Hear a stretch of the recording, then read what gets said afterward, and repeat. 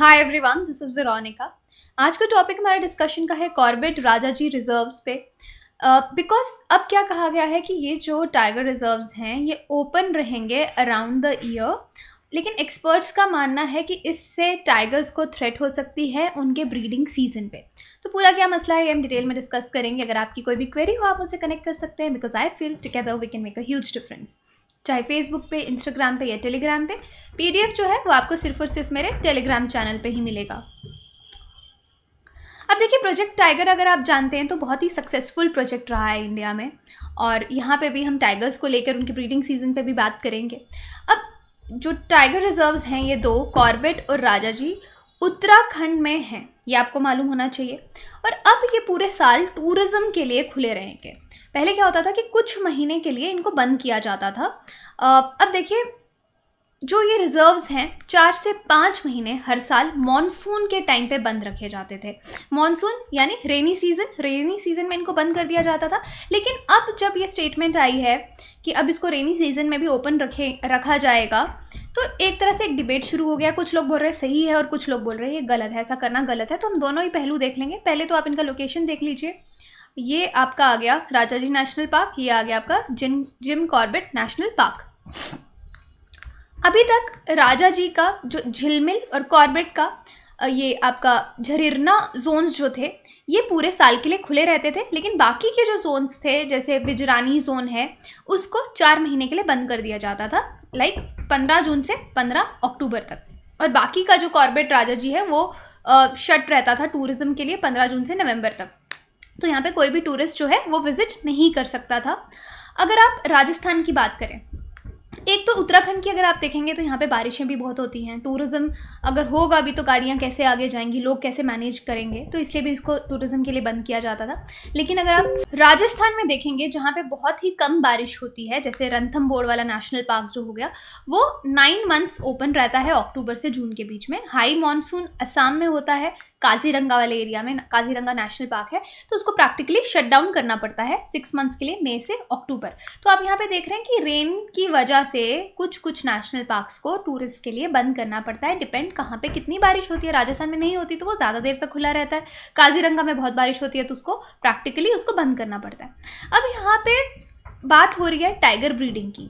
बोला जा रहा है कि रेनफॉल वाले टाइम पे इसको इसलिए बंद किया जाता था क्योंकि इसको टाइगर्स के लिए मेटिंग सीजन माना जाता है, और उनकी मेटिंग में डिस्टर्बेंस ना हो, टूरिस्ट की वजह से डिस्टर्ब ना हो टाइगर्स, तो इसको बंद किया जाता है। लेकिन अब खोल दिया जाएगा तो इससे टाइगर के मेटिंग सीजन पे, ब्रीडिंग सीजन पे फ़र्क पड़ेगा। लेकिन इसको काफ़ी सारे रिसर्च पेपर्स एक मिथ मानते हैं। कहते हैं कि टाइगर्स जो है वो राउंड द ईयर ब्रीड कर सकते हैं।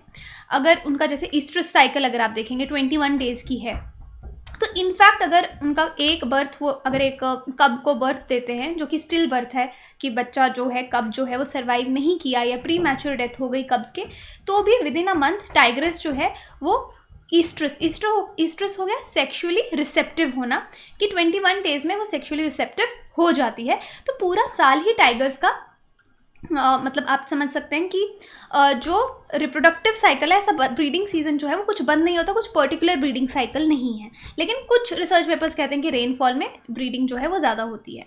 एनीवे, जो भी सीज़न है, तो यहाँ पे ये डिबेट के 2 हिस्से हैं कि अगर आप पूरा साल खुला रहेगा तो ब्रीडिंग सीजन को फ़र्क पड़ेगा। लेकिन यहाँ पे कुछ लोग बोलते हैं कि एक्सट्रीम विंटर्स, रशिया जैसे जहाँ पे है, वहाँ पे भी ब्रीडिंग बिहेवियर इस तरह का रीड नहीं किया गया है। अब इंडिया में सीजनल बायस अगर मेटिंग के लिए है, रिसर्च पेपर्स का मानना है कि अगर एनिमल्स मेट करेंगे, ब्रीड करेंगे, तो वो रेनी सीज़न जो कि एक टफ सीज़न माना जाता है, इसी में क्यों करेंगे। यूजुअली बहुत सारे एनिमल्स के लिए देखा गया इंडिया में ऑटम और स्प्रिंग का जो विंडो है वो सबसे, ये सजेस्ट किया गया है कि वो मेटिंग के लिए सबसे सही रहता है। Rainy season best time tiger breeding के लिए नहीं है। तो ये उनके पॉइंट को काट रहे हैं जो लोग बोल रहे हैं कि ये सही नहीं किया रेनफॉल में इसको खोल के। दूसरा एग्जाम्पल इन्होंने यहाँ पे एलिफेंट का भी दिया है, जो कि बहुत ही आइकॉनिक स्पीशीज़ है कॉर्बेट और राजाजी में। दोनों जगह एलिफेंट पाया जाता है। उन्होंने कहा कि एलिफेंट्स भी रेनी सीजन में ब्रीड नहीं करते, पर्टिकुलरली वो प्री मानसून या पोस्ट मानसून सीजन को चूज़ करते हैं। एलिफेंट ब्रीडिंग जो है यहाँ पे कहा गया है लिंक्ड रेनफॉल पैटर्न के साथ लिंक्ड है, लेकिन दे ब्रीड राउंड द ईयर, पूरे साल जहाँ पे रेन्स होंगी ये पूरे साल ब्रीड करते हैं। और high number of birds are observed in winter months, लेकिन हाई नंबर ऑफ जो बर्ड्स हैं वो विंटर मंथ्स में देखे जाते हैं, नवंबर जनवरी इंडिया में, indicating a surge in mating in pre and early monsoon months of May and July. तो यहाँ पे भी कहा कि रेनफॉल पैटर्न पे एलिफेंट का मेटिंग सीजन डिपेंड करता है, लेकिन मेटिंग आपको प्री या अर्ली मानसून मंथ्स में मिलेगी, मई या जुलाई में, और वो भी सबसे ज़्यादा मई जो कि एक हॉट मंथ माना जाता है तब मिलती है। अब दूसरा कि टाइगर रिजर्व्स को ये लोग फिर बंद क्यों करते थे, अगर मेटिंग सीजन पे फ़र्क नहीं पड़ रहा तो इसको क्यों बंद किया जाता है। तो यहाँ पे रीजंस में है कि शायद इसका लेना देना ज़्यादा एनिमल से नहीं है बल्कि ह्यूमन से है।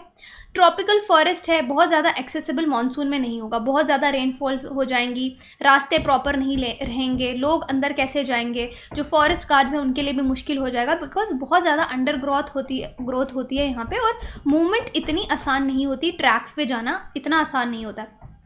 यहाँ पे देखिए ट्रॉफी हंटर्स कहा गया है कि जो पोचर्स होते हैं, जो एनिमल्स को हंट करते हैं, वो भी रेनफॉल में हंट नहीं करते ये सोच के कि भाई बहुत मुश्किल होगा अंदर जाके, वो भी एनिमल्स पॉपुलेशन को रिकवर करने का मौका देते हैं।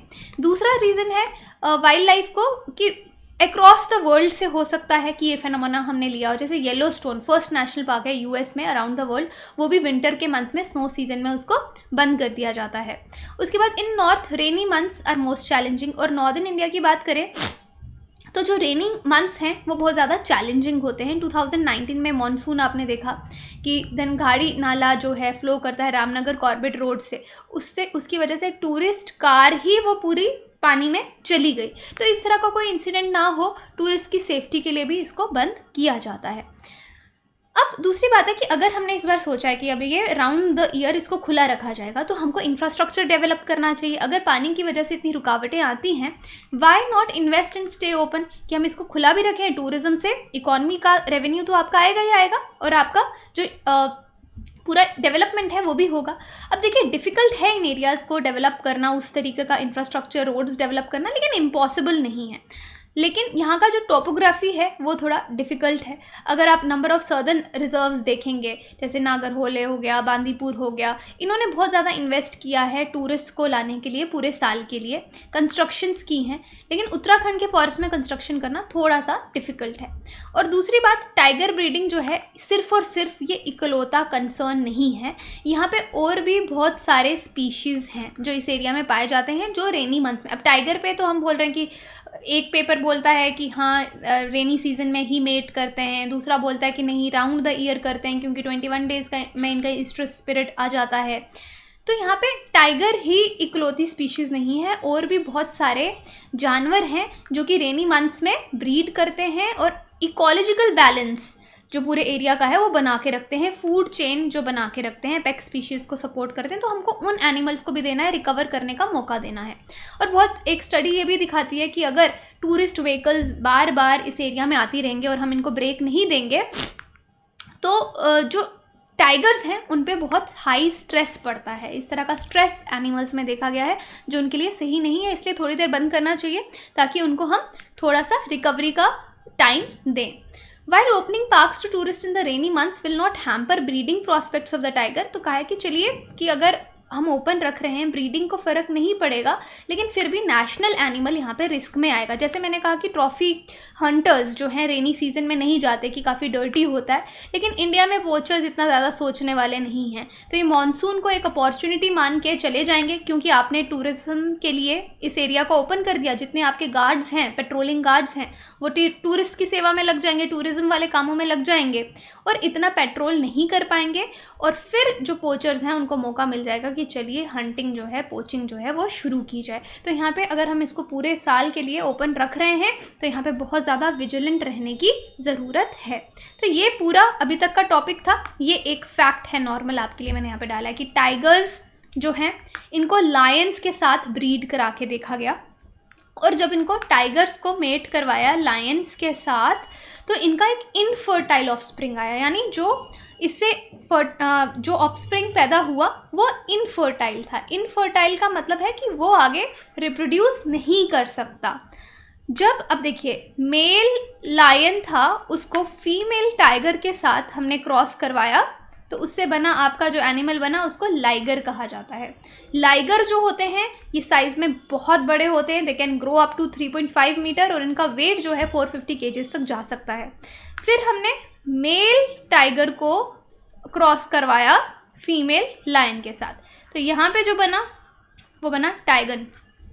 टाइगन इतने बड़े लाइगर जितने साइज़ में बड़े नहीं होते। ऐसा क्यों होता है? क्योंकि मेल लायंस में एक जीन होता है ग्रोथ प्रमोटिंग जीन, और लायनस में एक जीन होता है ग्रोथ इनहिबिटिंग जीन्स। तो जब आप फीमेल लायन ले रहे हैं तो ग्रोथ प्रमोटिंग जीन तो आया ही नहीं। यहाँ पे लायनस का जीन जो है, in the absence of lion's gene male lion offspring grows a lot. तो यहाँ पे लायन जो है, मेल लायन का ग्रोथ प्रमोटिंग जीन आया, और फीमेल का जो लायन है उसका ग्रोथ इनहिबिटिंग जीन आया नहीं। इस वजह से लाइगर जो है साइज़ में बहुत ज़्यादा ग्रो कर गया, और टाइगर में यहाँ पे आप देख सकते हैं ग्रोथ इनहिबिटिंग जीन आ गया, तो टाइगन जो है वो साइज़ में छोटा रहा। अब हाइब्रिड्स से ही लगते हैं यूजुअल टर्म्स में, लेकिन इनको अनएथिकल कंसीडर किया जाता है। इस पर भी एक अलग से डिबेट चल रही है, लेकिन आप याद रख सकते हैं कि इस तरह का क्रॉस ब्रीडिंग करने की कोशिश यहाँ पे की गई है, लेकिन जो इनके ऑफस्प्रिंग्स हैं वो इनफर्टाइल हैं, आगे रिप्रोड्यूस नहीं कर सकते। एक क्वेश्चन आपके लिए, consider the following statements. Jim Corbett National Park is Asia's first national park and was established as Hailey National Park on 8 August 1936। Next है Rajaji, Motichur and Chila 3 sanctuaries in Uttarakhand were amalgamated into large, इनको एक में कर दिया गया था, large protected area named Rajaji National Park in the year 1983 after the famous freedom fighter C. Rajgopalacharya, popularly known as राजा जी। तो बताइए कौन सा स्टेटमेंट सही है? सही आंसर आप कमेंट बॉक्स में बता सकते हैं। बाकी आंसर जो है वो टेलीग्राम पे अपडेट कर दिया जाएगा, आप वहाँ पे आंसर देख सकते हैं, पार्टिसिपेट कर सकते हैं क्विज़ में। बाकी आप हमारे कोर्सेज के लिए स्टडी IQ की वेबसाइट विजिट कीजिए, एप्लीकेशन डाउनलोड कीजिए कोर्सेज की जानकारी के लिए। Thank you so much.